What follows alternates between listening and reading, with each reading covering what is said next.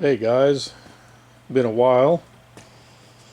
That's how it is with life. Sometimes other things take priority, but we're back on this. Welcome back to Nelson's channel. Made some good headway over this past weekend, in a couple of weeks. Been out of town for a while, but I think we left off last time. We were getting the frame ready to try to get the powertrain in. So we were able to accomplish that, and after a couple of test fittings and a little jostling around, remeasuring, everything looks pretty good.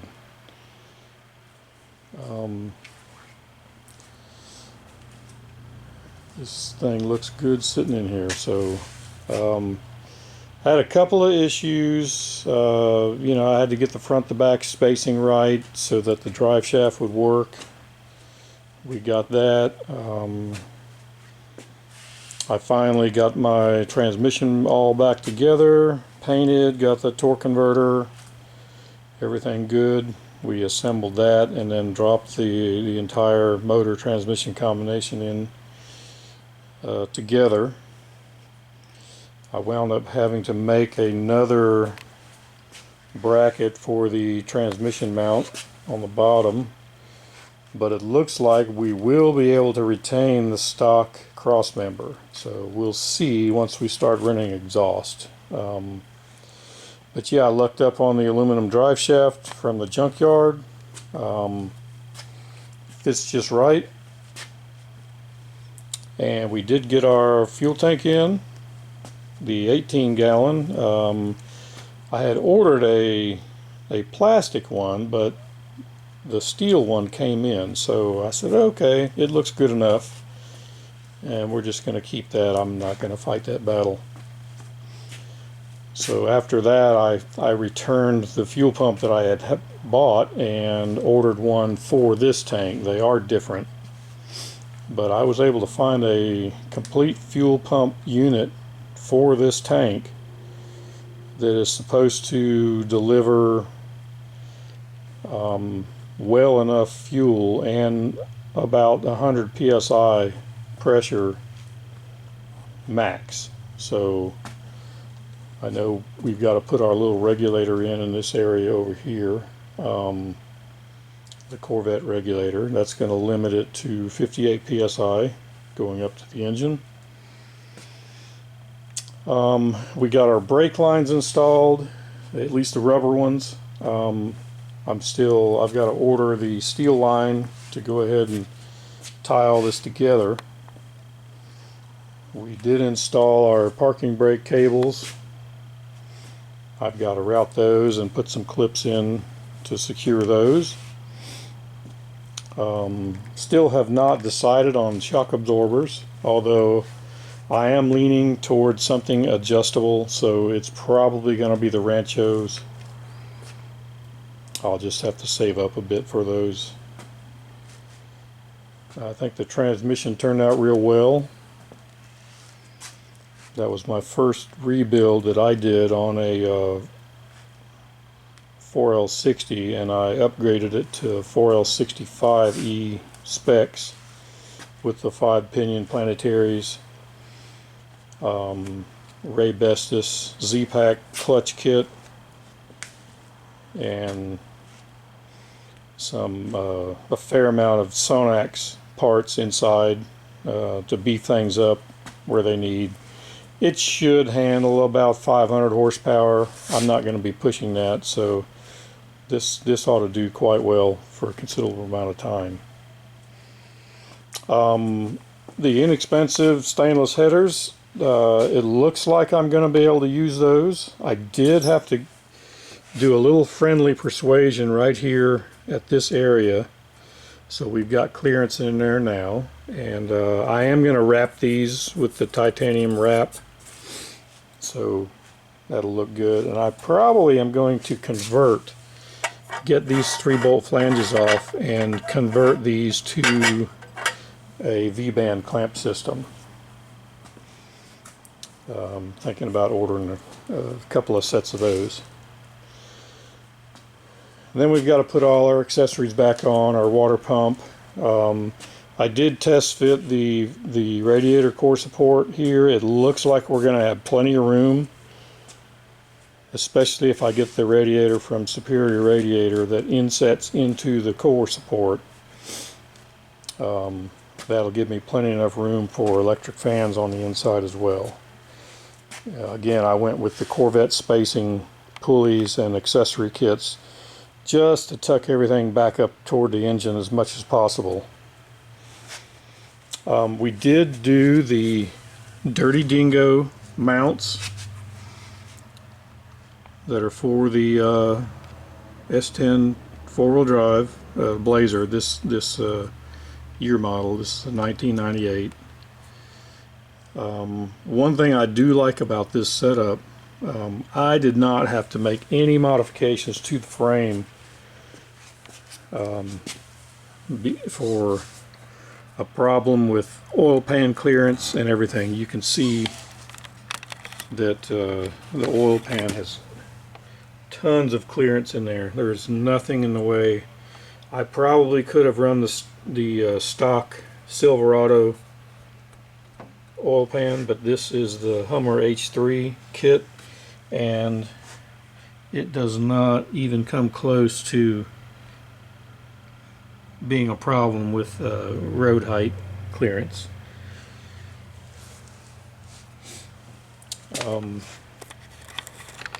One thing I also did in the last couple of weeks, I ordered some drop keys for the torsion bars.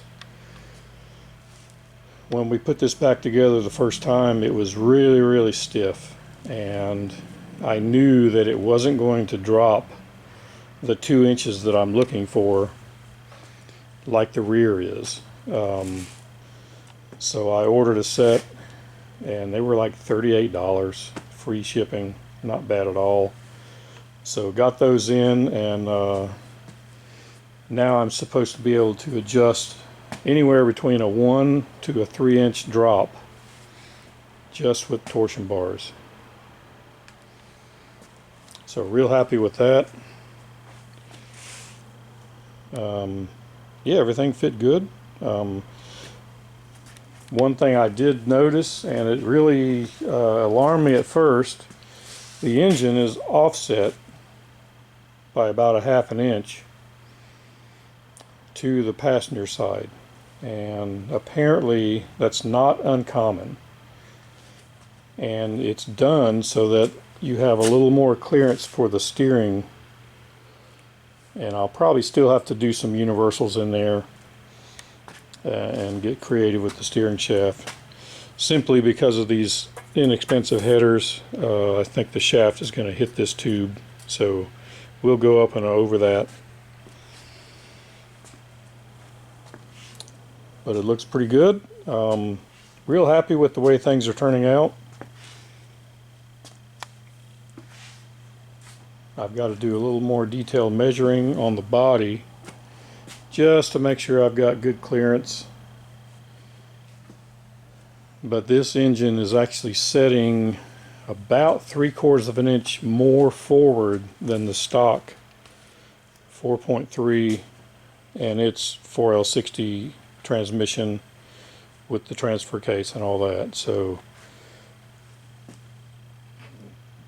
we've got plenty of engagement in the yoke for the tail shaft.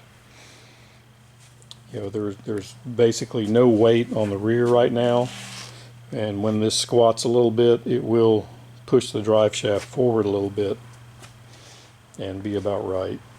I know when it's shoved in all the way where it bottoms out in the transmission, I've got about a ½ an inch clearance total to get the drive shaft and the universal joint clearing the rear yoke there. So it does have enough travel that it's not going to be a problem.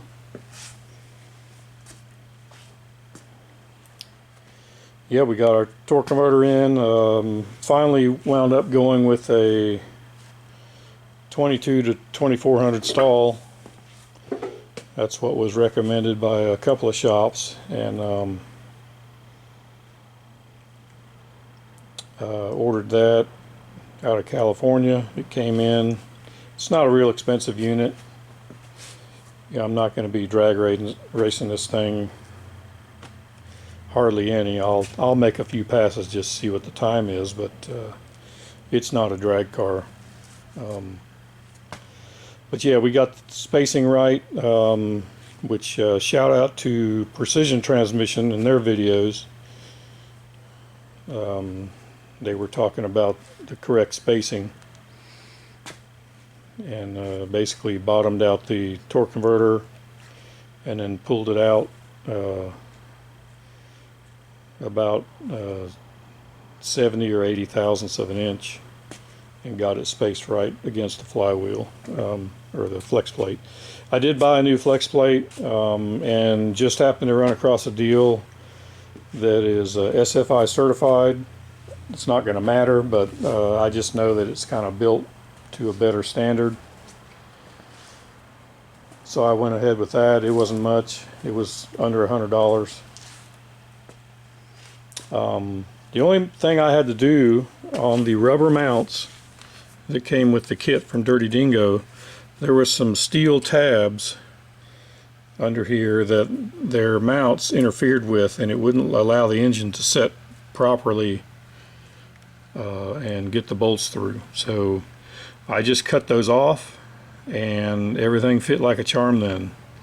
I wound up generating enough room to persuade this header to work, and hopefully that'll get me by for a while. I don't want to spend any unnecessary money at this point, but these are all things that I can change later on if need be. It's not a big deal. I had thought about doing the Hooker cast iron manifolds because they do have excellent clearance, and I think the set is it's about $270 or something like that. So not a deal breaker. I don't need long tubes, you know, for $1,000. Just don't need that. So I'm looking forward to starting on the exhaust. I'll order some stainless pipes and bends and things like that, some V-bands, and start laying that out and getting that run. And I've got a lot of sensors to put back on, start wiring, get my hard brake lines run, get the fuel system going, you know, fill all the fluids, and also keep working on the body itself, so I can get ready to set that on here. Anyway, just wanted to give you all an update. We've been as busy as possible, but other things in life do take precedence sometimes, and so that's why I haven't been making any progress or shooting any videos over the last month or so. But we're back. We utilize the time we have, and I want to thank everyone for watching and keeping tabs on me. And this shouldn't get too much crazier. So anyway, I wish everybody well, and thanks for tuning in. And we'll be back shortly with an update when I get all the accessories back mounted and get some of the wiring done. Anyway, take care, and we'll see you soon.